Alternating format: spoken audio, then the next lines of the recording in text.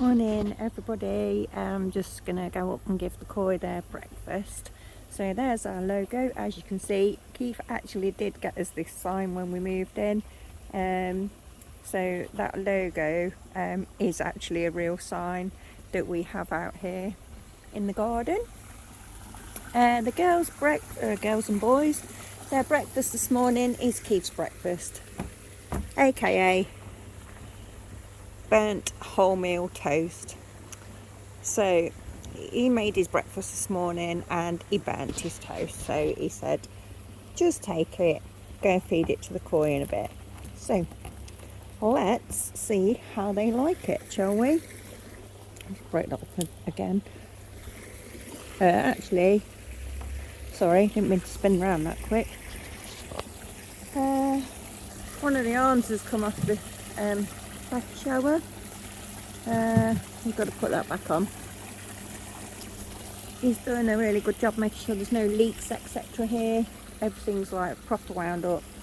I'm just going to turn everything off, which is what I do. So it's the electric which is under the thing. So that last one is for some lights that we've got in there. So we don't have that on all the time.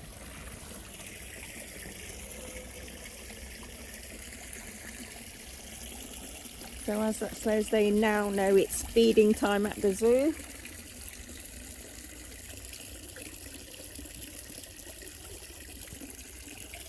And let's see who comes up. I'll put a few bits in to start. The first one to normally come up is Psycho. Karimono, a Kawaii Mono. Basically, so he is a koi who doesn't fit into your normal category of koi. So here he is, look, here he comes, round, cute. And to be perfect, Chagois fit into this group. And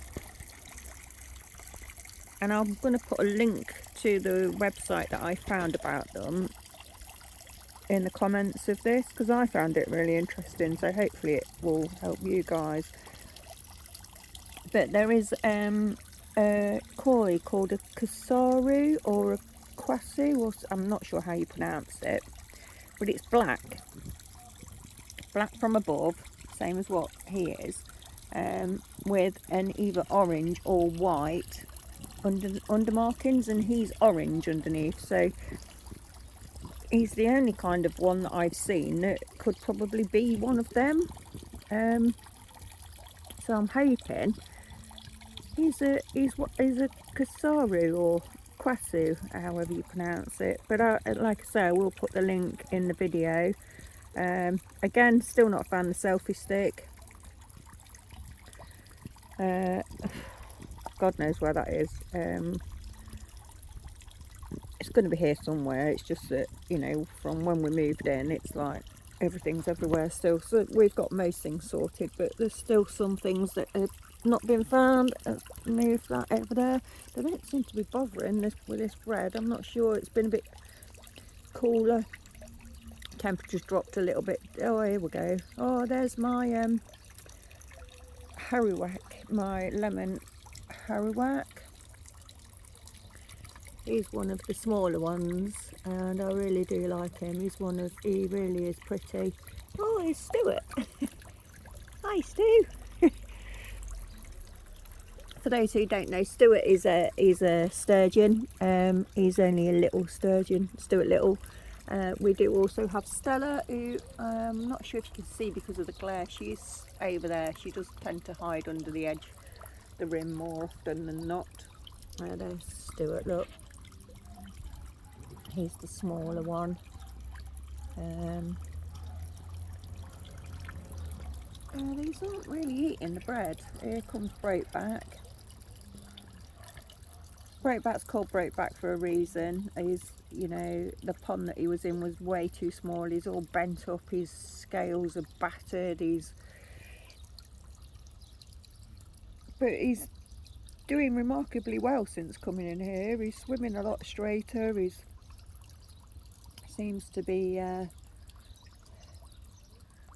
well, he is 100% a lot happier. So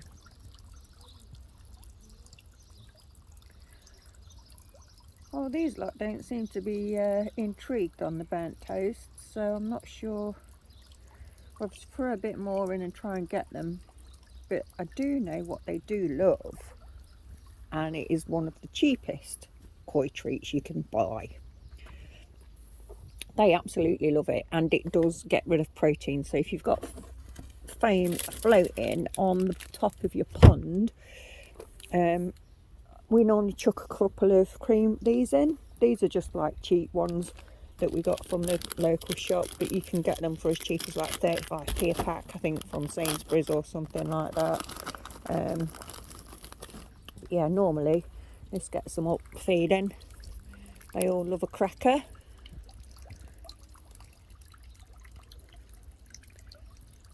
Might be just because the temperature's dropped a bit.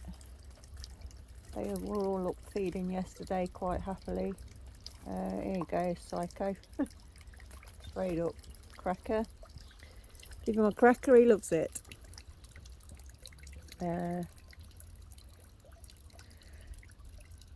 Actually, what I'll do is get the pellets as well. The pellets I bought, got on the recommendation of Daz over at Skeg Ponds. He recommended JPD. So I've bought the medium pellets, which are like a 4mm size. These are, and these are the healthy and colour. I bought a 5kg bag of these. They just look really bland, to be fair. They're colourless, but they, God, they stink of fish food. But they are quite strong. But none of them are seeming to like taken to these pellets. So I'm hoping it's not a waste of 55 quid, because that's what it cost me. I bought it from A1 Koi. So what I did was, these are floating. I bought these, the Colour and Health JPD Vitality ones, which are quick digesting. And I also bought some All Season, which was a lot more economical. So that, I think, if from recollection, that was £80 for a 10kg bag, which again, it promotes healthy eating, a healthy digestive system for fish. The main ingredients in these is fish meal, which is what you need to look for when you're feeding them. You don't want to be feeding them something that's got a high amount of protein. They do need protein, but you want to make sure it's the right type of protein. Now this is what Psycho does. If you he sits on the bottom like that. Keith's convinced he's some kind of crossbred koi. He's like, koi don't sit on the, he's like a barbel. He's really weird. He's just Psycho. That's why I call him Psycho. He just, honestly, he's mad. But he came from the same batch of fry that the other koi, my other smaller koi, are. So in my eyes, he's got to be a koi, unless they chucked in a random odd thing. Yeah, I'm not happy at the moment they're not feeding. Let me just stand back a bit. I'm going to stand back. I'm just going to stand back, and maybe it's because I'm here. Psycho will eat, because that's all he does is eat normally.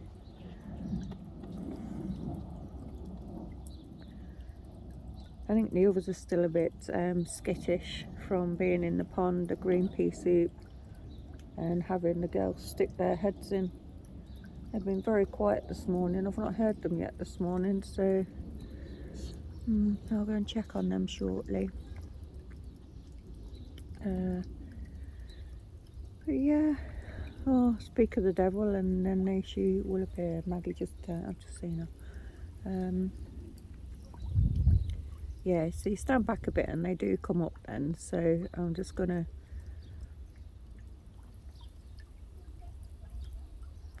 sit and appreciate these guys for a little bit.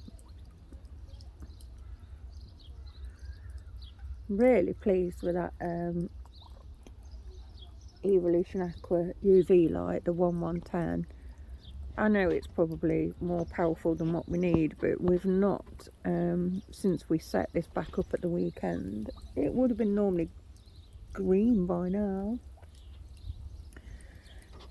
And we've not put the covers over it because we thought, you know, at the end of the day, the sun, yes, this, we get sun from sunrise to sunset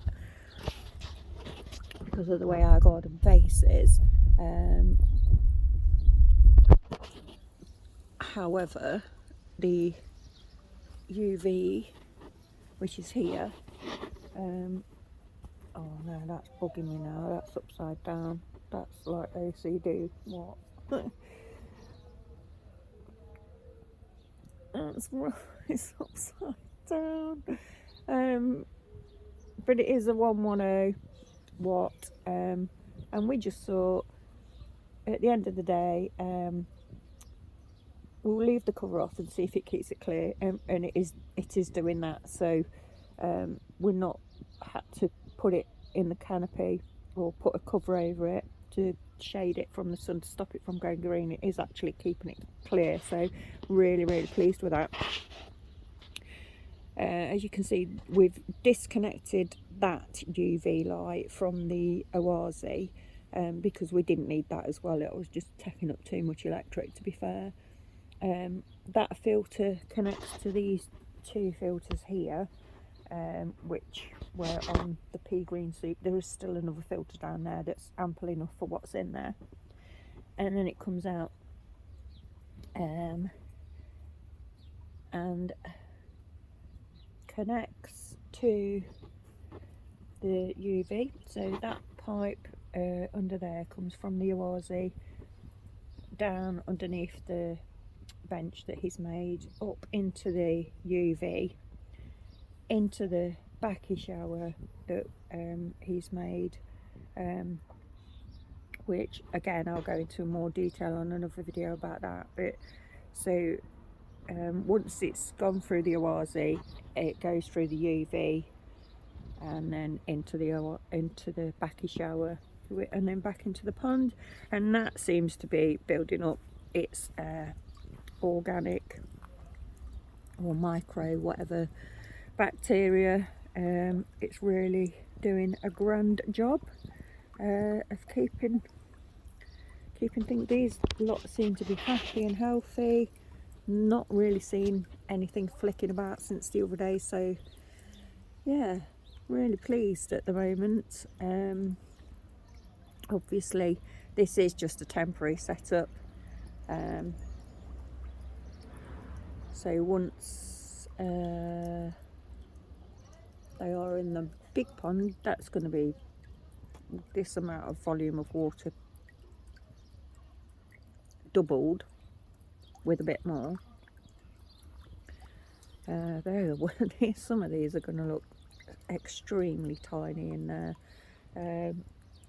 I need to make sure that they can't get into the bottom drains. That's one of my concerns. So yeah, that's all things to think about. But hopefully this weekend it's looking nice. So concrete base this weekend, and once that's done, then we can start the building the bricks, and that's what I'm looking forward to. So yeah, just a little quick update. Apologies about the glare if you can't see very well. I thought I'd come and show you them having their breakfast, but they're not, obviously not playing today, apart from Psycho. Come on, Breakback, grab some food. If I put mealworm in, they seem to be just veering towards only eating when I stick mealworm in, and I want to get them used to eating these pellets. So I'm just going to say goodbye for now, and I'll give you an update over the weekend once we've started concreting the pond build, the main pond. Have a good week all.